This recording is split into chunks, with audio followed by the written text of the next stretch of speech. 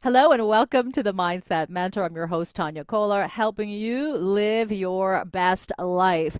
One of the things I think that we can all relate to is experiencing grief or loss. And of course, that never feels really great. And, we want to do our best to sort of move beyond that feeling of hurt and pain or trauma, even in that case.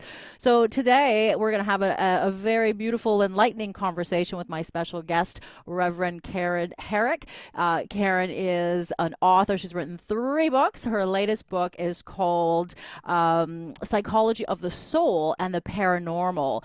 It delves really deep into the soul and the psyche, and we're going to start to help you unravel some of the reasons that you do the things that you do, gain that understanding, but also to understand what a spiritual experience is, because many people who have had spiritual experiences have learned how to live a richer, deeper appreciation for life. So let's just jump into the conversation and say hello and welcome to Reverend Karen Herrick, who is also, by the way, a grandmother, a great grandmother, and a therapist. So thank you, Karen, for being on the Mindset Mentor today. I cannot wait to jump into the conversation with you. I'm looking forward to it also. Wonderful. So I want to talk about, one of the biggest things I think, and the questions that people have is, what is the soul? What is your definition of the soul? I think a lot of people believe that maybe they're not spiritual, or they're afraid to sort of, delve into that world because, fear, I think fear of what people believe, kind of keeps them stuck. So what's your definition of that? That would be that the soul is the spiritual part of us. So the God part, and it comes in supposedly, and through all my research, this has not been negated. It comes in as an atom when the child is conceived and goes into the utero, and then your physical body grows over the soul. Now, the thing is, we have two bodies. That's what's important to tell everybody. We have a spiritual body and a physical body. So St. Paul said in the Bible that we come in on the physical, so we're born into this world, and we leave on the spiritual. So anyway, the soul is immortal. It doesn't die. So then it needs a way to go back up when we do so-called die. So it has a spiritual body that's growing inside of you in your solar plexus as the physical body's growing. And then when the time comes for you to go over to the other side to be deceased, or for an out of body, or for a near death experience, there's an automatic process that happens in the body. And the vagus nerve, which is your 10th and longest nerve in the body, is the highway for the spiritual body to exit, and the whole body goes down into a molecular level, and your spiritual body goes up and leaves the top of your head. Well, really fascinating, and I think that science has really sort of proven, that these things, exist. That sort of spiritual energy, the field and quantum physics and all of that, really sort of catching up now to, the belief and the experiences that so many people have had for as long as we can remember, in those near-death experiences. There's similarities, that have been, tracked, and have certainly in your clinical experience over 30 years working with people and trying to understand their experiences. Can you share some of the commonalities that you have seen, that really is prevalent? With a near death experience, or just Mm-hmm. okay. Well, a near death experience, they leave their body, and they don't always have a spiritual experience. About 20% of them do, which is meeting their grandmother or their mother or their uncle or their dog, somebody that really means something to them. Mm-hmm. And it's so beautiful up there, and they all talk about the light, this beautiful light, and flowers and music. And I had one of the things on my website is an interview with a shaman and a medium who experienced her first delivery of a birth in her spiritual body. So she's up in the heavens, with the music and the flowers and all that, and she looks down below, and there she is in labor. And I said, well, you're really lucky it was the first time because that's the longest labor, you know. But anyway, she really didn't know that she was in a spiritual body looking down on her physical body, giving birth. And then for the second and third birth, she just stayed on Earth. Yeah, that's so interesting. And I think, that kind of is an experience that so many people can relate to, or they've heard about it from somebody else. And it's really hard, I think, sometimes for people to distinguish, are you having this outer body experience, or are you losing your mind, as, what's going on? So how do you know the difference between having that, experience versus feeling like you have lost your mind? Well, I think for near-death people, they say they wait 7 years before they tell someone, so that they Oh. hold all of that in, and the fear is that they are crazy. However, a spiritual experience is something that gives you a feeling of happiness, of awe, of you can't believe it, and yet it's like a head-heart connection. That's what I call it, and you're in the now, and you're just there. Now the problem with these head-heart connections and being in the now is it only happens to one person. And so Hmm. then you have to come back, and really our religions have not taught us how do we deal with some kind of a transcendent experience that goes beyond any religion education that we've had. Um, and hopefully some of this education is getting out to people now that, people are having near death. There's a wonderful, I don't know if you're familiar with Surviving Death series on Netflix. No. It was about 2 years old now, but they can go on there, and there's 5 1-hour shows on there, and shows all about the paranormal. And the first one is on near-death experience and explains all these PhDs have had near-death experiences, and they explain them. And anybody who's worried about what happened to their loved one in death, or who is afraid of death, should really watch that 1 hour show, Hmm. because it really does explain that's what I love about the near death people is Freud said everybody was afraid of dying. So you don't have to be afraid anymore, because the near death people have been there and come back, and they can tell us what it's like. Yeah, yeah, that's really fascinating. Now, I'm not familiar with that series, and I'd love to, check it out for sure. But I do watch a lot of other sort of near-death experiences, and I'm always fascinated by the revelations that people have and how it completely changes their life. Coming back to this, earth, and back into the physical body, but how it helps them move forward. And hopefully that's the case for most, or if not all, near death experiences. I think that when you can reconcile that you've had one, can really be beneficial in moving forward.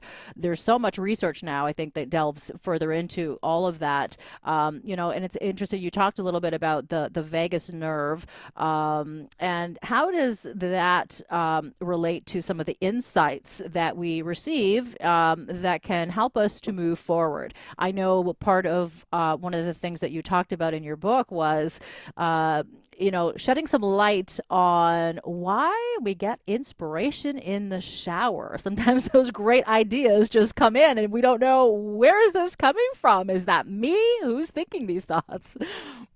Right. So you have these spiritual centers in your body. There's seven, and they're called chakras, and Hmm. they're invisible.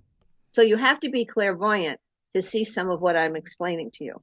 Um, but there's one right around your neck where you seem to get, and I think it's because the vagus nerve comes into your head, touches your amygdala, which is around your neck, Hmm. and your amygdala is fight, flight, or frozen. So frozen is when something's happened in your childhood or during war, and you couldn't express it, and it just went into your cells. Hmm. And then there's a trigger, and that's post-traumatic stress and panic, right? And so, okay, ask me the question again because I just lost it. Yeah, no, I was just wondering why we get those great inspirational Oh, ideas, okay. right? So there's a center here right around your ears Hmm. where a spirit, an angel, any kind of a guide can come into a medium who you go to talk to your deceased person, right? Hmm. Hmm. And then explain what the medium is seeing. Who is she seeing in front of you? Well, we have that ability too, to get information. And so when you're in the shower, you're in standing meditation. Mm-hmm. And when you're sitting in a car, you also get these good ideas because that's sitting meditation. So you should have a pad and a pen around because I don't know about you, but as soon as I get out of the shower and get the towel, I forgot. And you want to write it down because they're sending information to you. And it could be a loved one. It could be, your spiritual guide. I understand our guardian angel and spiritual guides are there for life. So I don't know why mine get me and yours get you, but that's a process I don't understand. Yeah, I think there's a process in life that we're never going to completely understand everything. But when we have those moments of inspiration, I absolutely agree that it's so important to act on that because, these ideas will start to disappear when we don't pay attention. It's our intuition, guiding us. And if we all could, tap into the guidance, I think life is much more meaningful, but also easier because we can get rid of some of the resistance and the blocks. So I'd love to talk about some of the blocks that people have in life through some of the trauma or the loss or the grief that they've experienced. I know that you incorporate a lot of the Jungian perspective in your practice and in your work.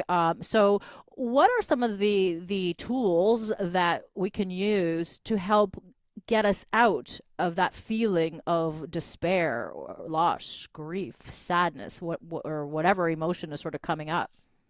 Well, I don't think people realize that there is a God or a higher power or a higher intelligence, whatever you want to call it. Mm-hmm. I know when I was living in an alcoholic family growing up, I didn't really believe in God. I thought it's too messy down here. But I would walk in the woods in upstate New York, and it was so beautiful. And I knew something created this, right? Mm-hmm. Mm-hmm. So it was more like an American Indian belief that the wind was there and everything, had been created and was a purpose. So no matter how you get that, I think that's very important to know that there's somebody up there watching over you. And I don't think most people have that. Even people, because my mother was Catholic and my father was Protestant. And so I had 4 wonderful Catholic aunts who went to the Catholic Church and took me there. And I could see though, as they got older, they went to church. I mean, they're very good about that, but they're still afraid. Mm-hmm. Mm-hmm. And so if you're afraid, you don't really believe. Interesting. I think sometimes we don't even know really like what we are afraid of. There's just this, pervasive feeling of that fear that again creates all those roadblocks in life. And again, it's really important, I think, to recognize, yes, that there is a higher power, and whatever you call it that, but believe in something, right? I think that having that hope and belief can guide us, because I think a lot of the problems happen when people find themselves in a feeling of hopelessness, where things are just not going to get better, and then that creates a whole other set of issues and those blocks. I'd love to go back in time, Karen, if we can, to your childhood. You spoke about being in an alcoholic, family, and I know you are now the founder of the Center for Children of Alcoholics, Yes. and you were one of those children, and obviously you work with your patients, your clients, to help them move through that. But you have a first-hand experience that you share so beautifully in your book, and I'd love for you to be able to share that with the listeners. Well, I think that we come into these families to learn. Mm-hmm. And life is really messy, and it's always messy in an alcoholic family because there's a lot of chaos. Yeah. And so while you're in it, you don't realize there's a whole purpose to this. Mm-hmm. But one of the things that Carl Jung says is that the biggest lessons children get are from the unsolved parts of the parents' lives. Ooh. So my mother stayed with an alcoholic, and everything was, you have to ask your father. And I would think, well, why? Why are we asking him? Mm-hmm. He's not really in our world. Anyway, so I thought about when I was 11 or 12, I thought, if I ever get married to an alcoholic, I'm not staying. Now, so eventually I've had 2 marriages and 2 divorces, and the second one was to an alcoholic. Mm-hmm. And it took me a while because not all alcoholics look the same. So my father was a truck driver, went to a bar, came home 3 o'clock in the morning when he was supposed to be home much earlier. And my husband came home every night at 6 o'clock and went to the library and had a scotch and soda. And it just didn't look like alcoholism in the beginning. But of course, anybody who drinks daily is going to eventually have a problem with alcohol in their central nervous system because it becomes addictive. So then later on, after I decided to get divorced and become a therapist, and someone introduced me to Jungian psychology, then Carl Jung tells us that we have a soul and we have a purpose in that soul, and that our job is to figure out what is our purpose. So that was news. Like, oh, I have a purpose in all this. And of course, I had started teaching about alcoholism in the family and that kind of stuff. And so I thought, okay, well, this is my purpose. And then you just keep growing if you do believe that there's somebody watching over you, and you do have angels or guides, and you listen more. And I remember when I was in New York City once, and I had been to a conference, so I had all my nice clothes and my computer and all this stuff, my jewelry, and a friend, and we had gone down to the village to have lunch. So we parked the car, and I get out of the car and I think, this car is going to be robbed.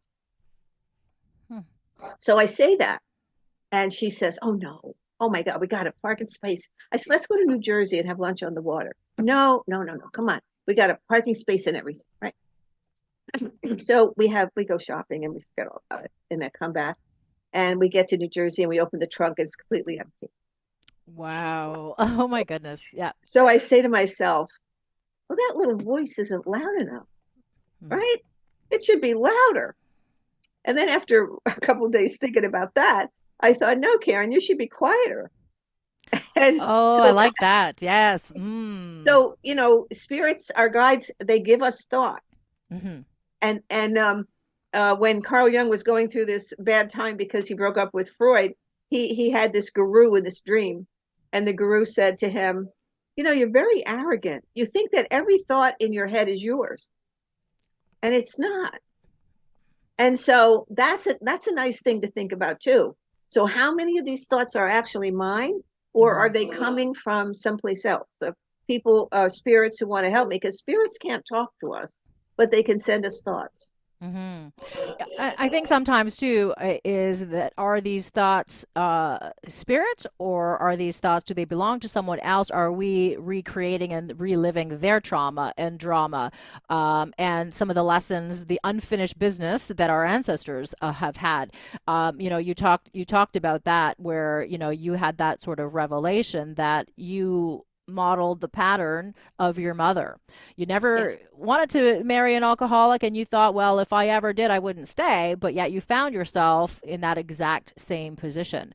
So it's really interesting how I think we all have a tendency to follow those patterns. We're trying to learn our lessons so that we can help other people.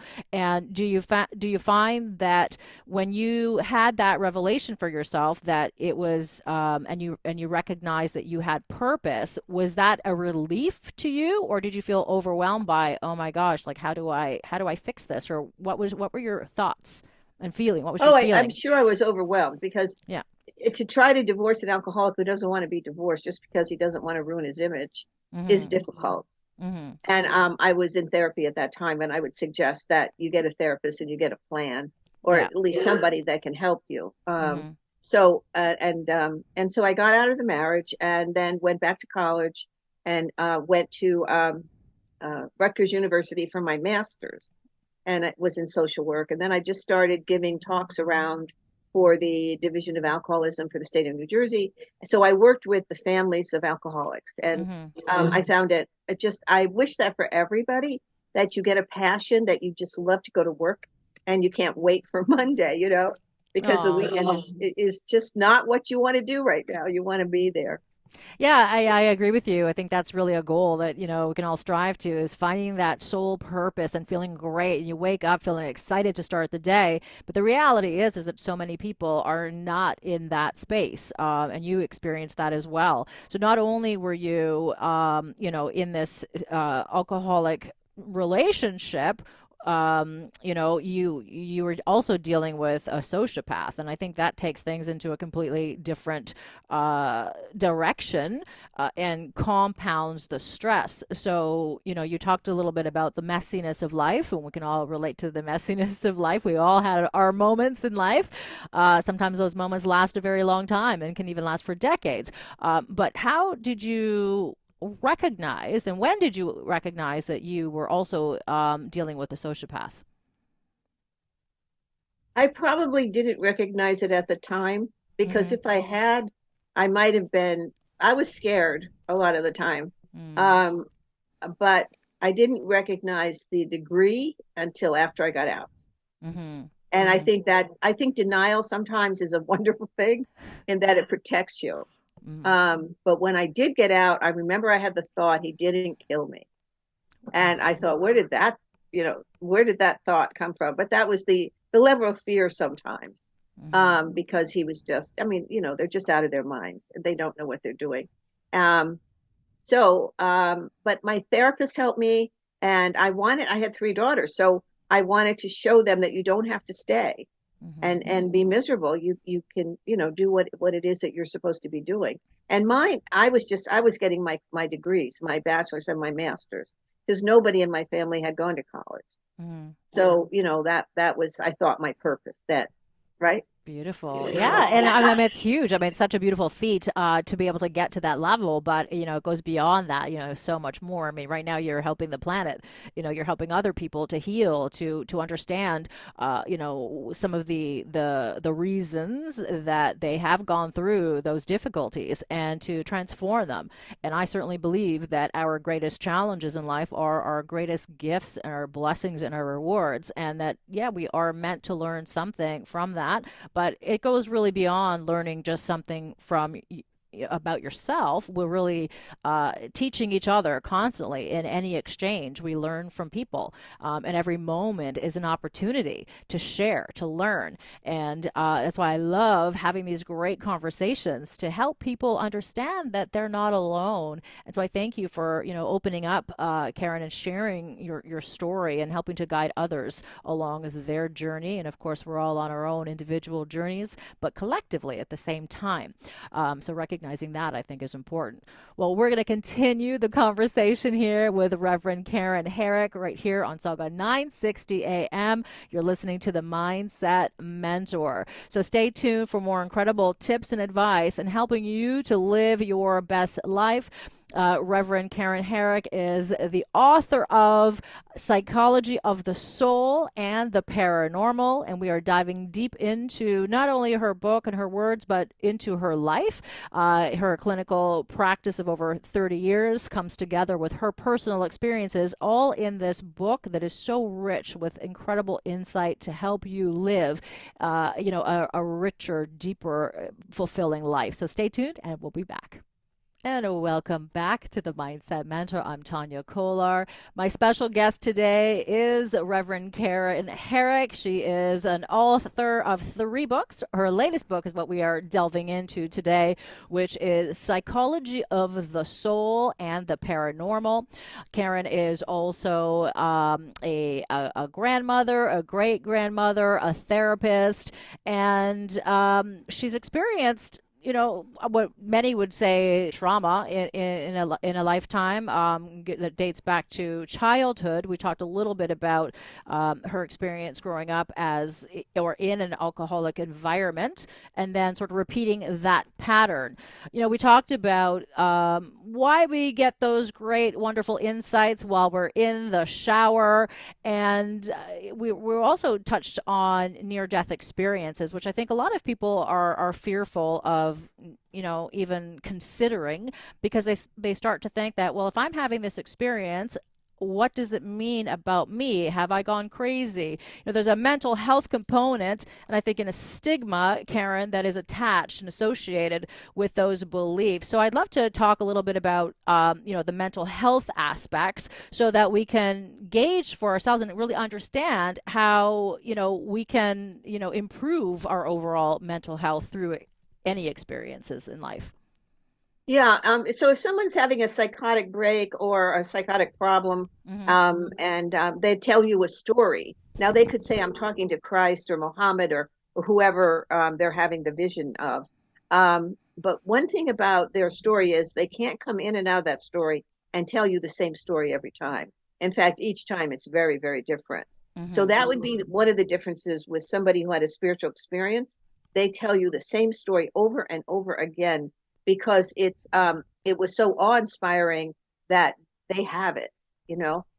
So that's one thing. And then Hmm. also somebody that's having a psychotic problem is grandiose.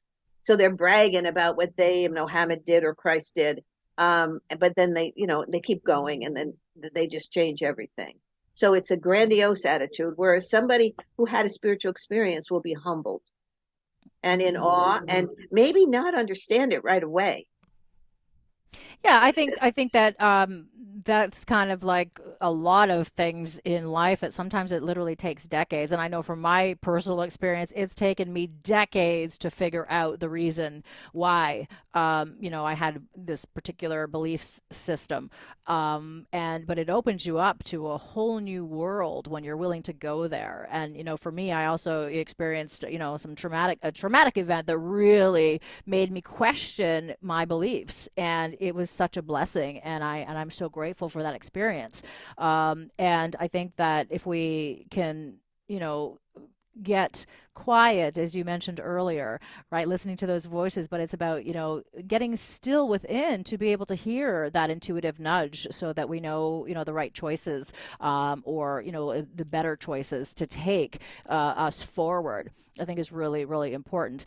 I also want to talk about an experience in your book where you also kind of tapped into that intuition, that knowing of taking the next step. You don't have to know maybe the whole picture, but you got some insight and you acted on that. And let's talk about the ghetto house in that case. Okay, so the ghetto house was a friend. I had a friend, Kathy, who said I lived in one town and I wanted to go to the smaller houses in that town so the kids wouldn't have to leave their friends. Hmm. And she lived in another town and she kept telling me about this house that was for sale. In fact, she told me about it for a year, and it's just perfect. So anyway, then it was 1980, and interest rates here in the States were um, like 18%. Ooh, And I didn't have a yikes. job and I hadn't Hmm. worked for like 12 years.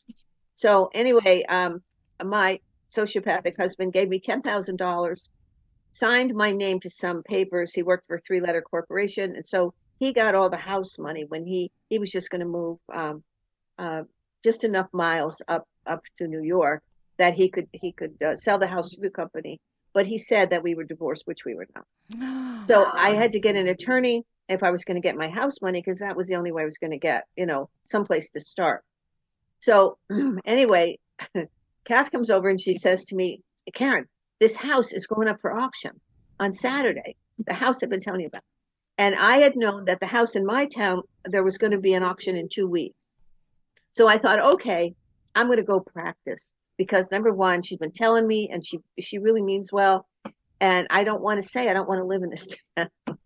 I was very assertive then. So Hmm. anyway, we all meet. There's five of us that meet at this house, and the house was for sale for 129,000. So that shows you how far long ago it was, and Hmm. it was assessed for 89.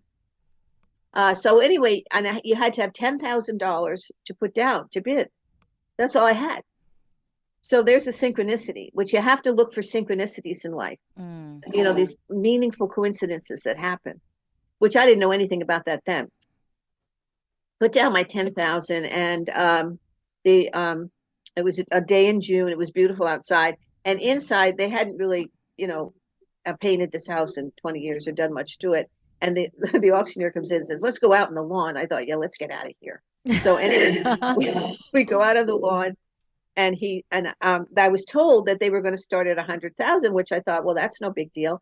But every time I had a thought like that, I just thought, well, I'm just practicing. So what does it matter? So anyway, so he did. He started at 100, 100, 100. Nobody said anything. And then he went to 50. So now we got a deal, right? So people start bidding 50, 55, 60, 65. So I'm just watching this.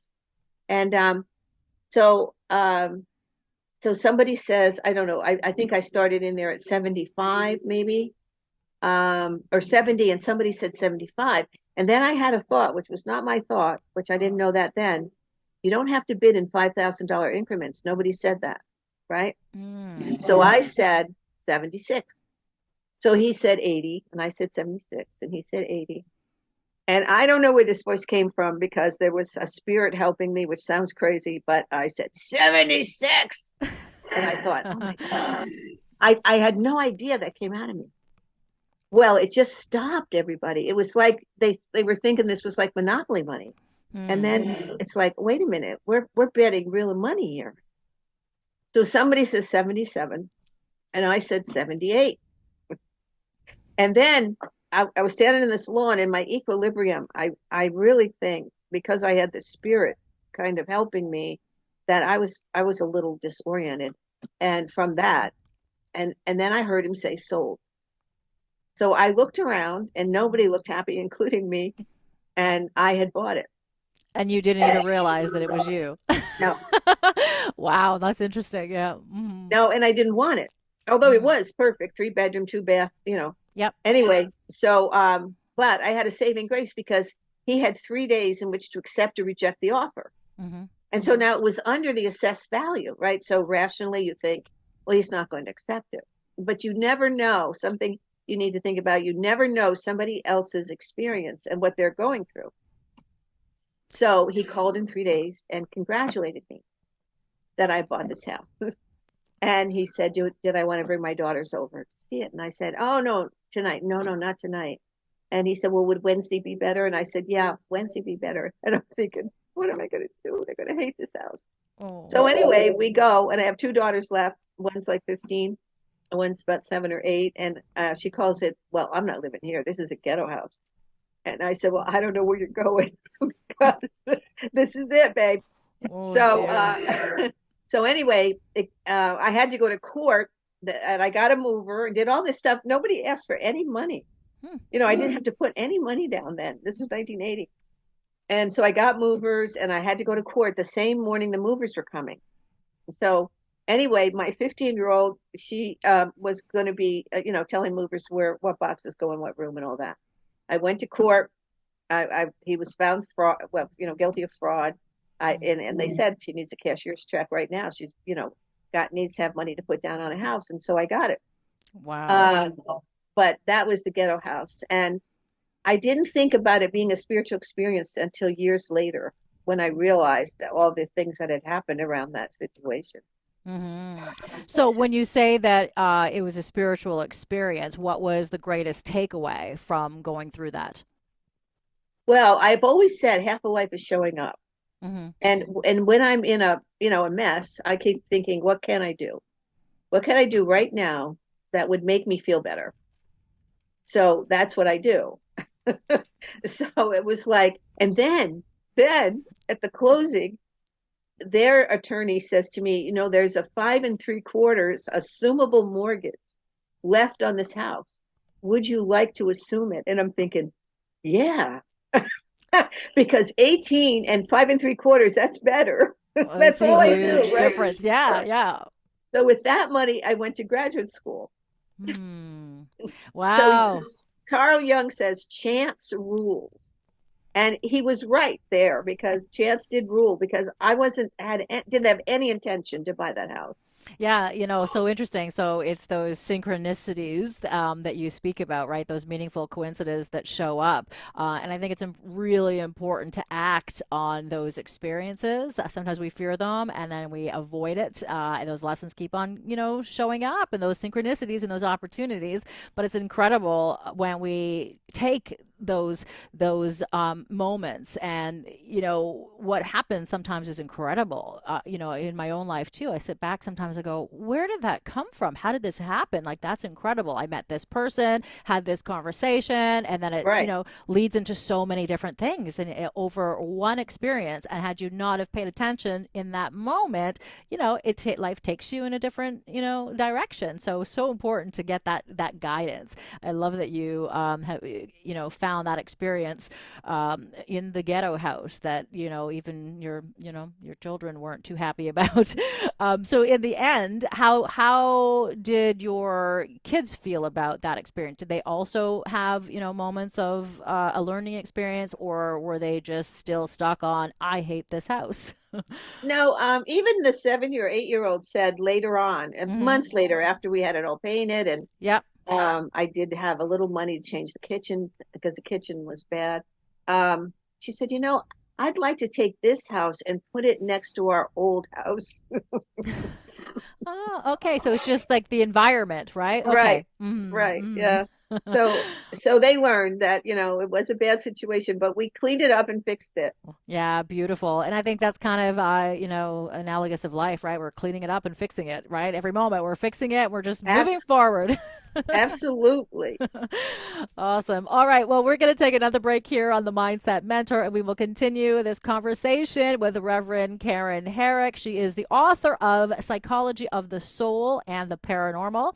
That's one of her 3 books, and she is sharing, a lot of her clinical experience working with her patients, or for well over 3 decades, but also personal experiences that so many people I know can relate to. As I read the book, I found myself looking at some of your anecdotes, some of the tips, some of the psychology behind the beliefs, taking the Jungian perspective, and I found myself saying, "Oh, I can relate to that. That sounds like me." Or there were things that I recognized in people around me.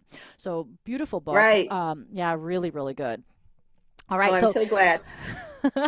awesome. Okay, so we're going to take a break and we'll be right back after this. And welcome back to the Mindset Mentor. I'm your host, Tania Kolar.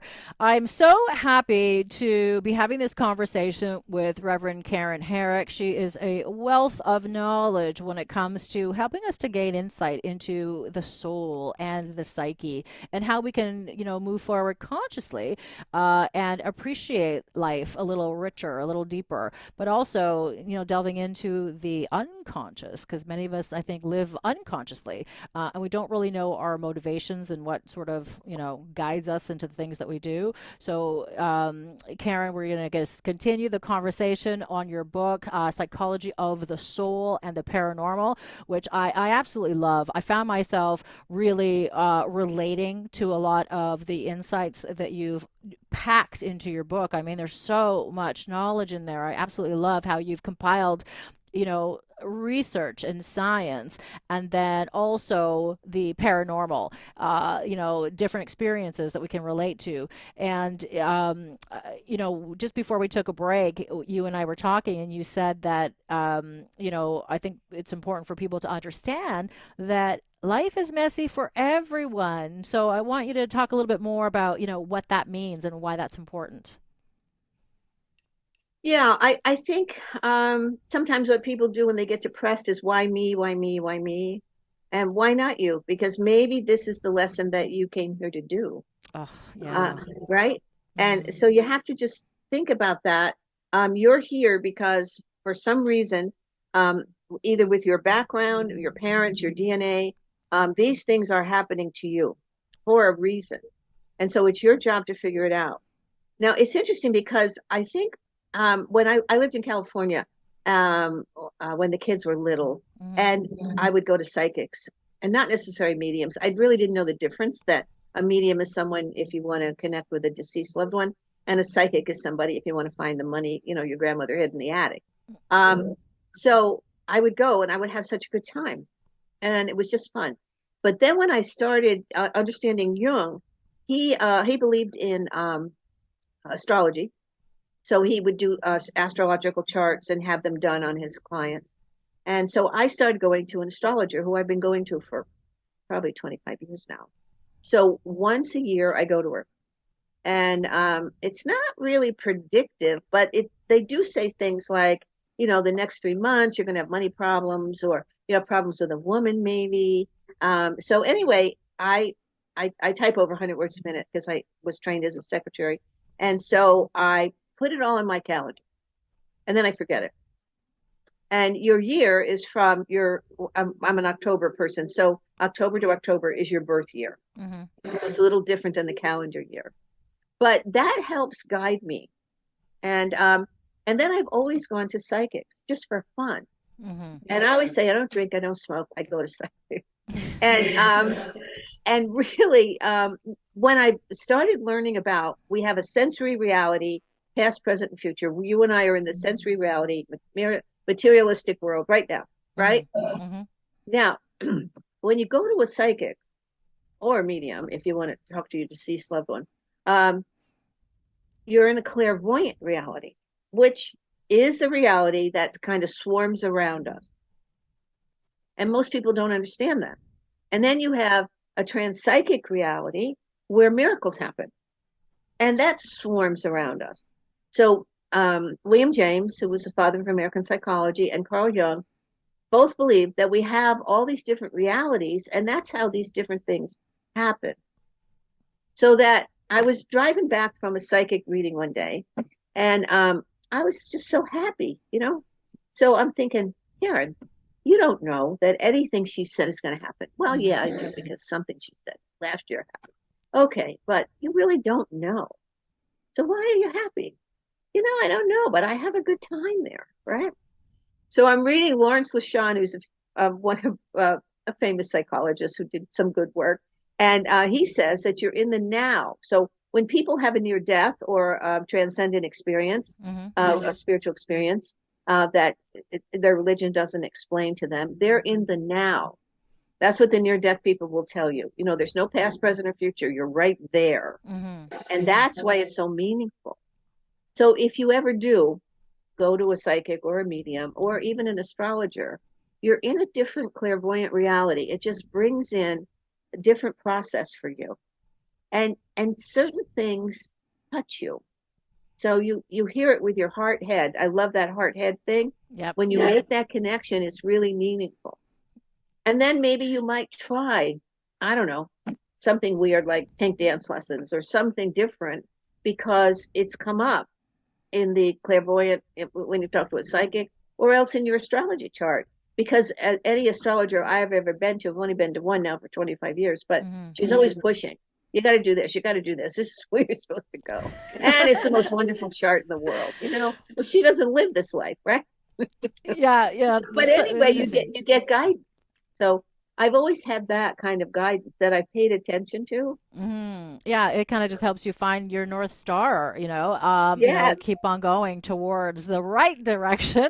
And it's nice to have that support. I think that many people can tap into that, internally. Now, I love going to psychics too, by the way. But I think that we all are, have the ability to tap into that psychic ability. But, we have to, really go there. It's interesting because I remember an experience that I had, not too long ago where I was having surgery. I just recently went through breast cancer, Oh, and I two times. Okay, so the day before I started chemotherapy and the day I woke up from I think the second surgery, I was in bliss. Like I just felt blissful, and I thought, this is weird. Like, why? And I started to try to analyze it, and the only thing that I could come up with was that I was completely in the now. I was in the moment. I was in the present. So I feel like, as you were talking about that clairvoyance and being open to this other area, it's just right in the now. It kind of reminded me of that. yes. And it's wonderful if people just start to realize, and if this stuff may sound really weird, but Mm-hmm. just be open to it. Maybe do a little reading, maybe go to a psychic fair. They have them all summer, usually, Mm-hmm. and just have your cards read. See what happens. Yeah, it's like I think it's about life is just about being open to the possibility of learning. Every moment is a learning opportunity, and if we keep ourselves stuck, we don't learn anything. And I think it's just being open. It's interesting because I think there's a lot of people who at one time never believed in that we have a soul or that there's, any credence to psychic abilities. And science has now caught up to that, yes, there is this quantum field that is, quantifiable. Yes. Right? Yeah. So how does that sort of play into your experience and the evolution of your belief system? Well, one of the things I did was, I don't know if you're familiar with Robert Bigelow from Las Vegas, Nevada. I think it was 2021 in the New York Times, he advertised, he's a billionaire, and he was going to give $1 million to researchers who research the paranormal Mm-hmm. for an essay contest. So I applied. I didn't win, but I applied. So 1,300 people applied, Mm-hmm. and 9 months later, 204 essays were written. And so he announced winners in November 1, 2021, and 29 winners. And the first winner received $500,000 for his paper. Wow. Now, he was a PBS interviewer, Jeffrey Mishlove. He had interviewed all these quantum physicists and different paranormal people. And so almost every research paper in his paper was a video of him interviewing the author. So, I mean, it was phenomenal. But I've read about 5 or 6 of those papers now, and I intend to read all of them eventually. Mm-hmm. And they're on BICS. It's called Bigelow Institute of Consciousness Study, BICS, and you can go on BICS.com and you can download any one of those papers if you happen just to like the the title, and read it and just see and neat stories in there. And every PhD that wrote one, of course, had a spiritual experience. Mm-hmm. So now what I want is to teach regular people, hey, it isn't just PhDs that are having spiritual experiences. Everybody's, well, at least 50% in the United States and Great Britain, 40 to 50% of people are having some type of spiritual experience. Mm-hmm. So there's a lot of people that aren't talking about them. And if they would start to talk about them with someone they could trust, we could get that 50% to go 50 to 60. And then I think it would really help, the way the world is today, because we certainly need more spirituality. Yeah, we certainly do. And I think just communication in general. So being open and sharing experiences, can be enriching for everyone. And unfortunately, we are out of time. Karen, I want to say thank you so much. I've absolutely loved this conversation with you. We've delved deep and, I can't wait for everyone to get their hands on your book. So can you tell everybody how they can get your book? Oh, they can get it through Amazon. That's the best way. Perfect. Yeah. Perfect. Yeah. And I also wrote a small book on Grandma, What is a Soul? If a child has had a death, it can explain where Grandma went, and people have enjoyed that also. Yeah, I think it's helpful because I think a lot of people just don't know how to have that conversation, and so you're helping them, to just again communicate, which is awesome. So again, Karen, it's been my absolute pleasure having you on the Mindset Mentor today. Well, I've enjoyed it very much. Thanks for having me. Awesome. All right, everyone, that is a wrap for today's show. So make sure you tune in next Thursday at 3 p.m. And if you want to watch a video of the Mindset Mentor with my special guest, Reverend Karen Herrick, PhD, please have a look at my YouTube channel, Tania Kolar. And remember that your mindset is like a muscle. So let's continue to stretch, condition, and strengthen our mindset so that we can all live our best lives.